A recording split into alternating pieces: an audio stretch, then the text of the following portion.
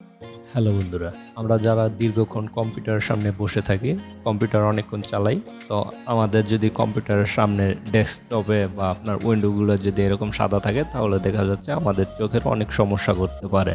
তো আপনারা সবসময় চেষ্টা করবেন এই কম্পিউটারের এই সাদা অপশনটা কিভাবে আপনারা কালো করে রেখে দিতে পারেন। তো সেটি কিভাবে করবেন ওই বিষয় নিয়ে আজকে আমার এই ভিডিওটি। তো আমার এই চ্যানেলে উইন্ডোজ 10 উইন্ডোজ 11 নিয়ে ভিডিও দেওয়া আছে, আপনারা চাইলে ওই ভিডিওগুলো দেখে নিতে পারেন। সামনে আরও অনেক ধরনের ভিডিও আসবে, ওই ভিডিওগুলো পেতে হলে আমার চ্যানেলটি সাবস্ক্রাইব করে আমার সাথে থাকবেন। চলুন ভিডিওটি শুরু করা যাক। আপনার সাদা ব্যাকগ্রাউন্ডটি কীভাবে আপনারা কালো করে নেবেন সেই বিষয়টি করার জন্য আপনার মাউসের রাইট বাটন ক্লিক করবেন, করার পরে এখানে দেখুন পার্সোনালাইজেশন, এখানে ক্লিক করবেন।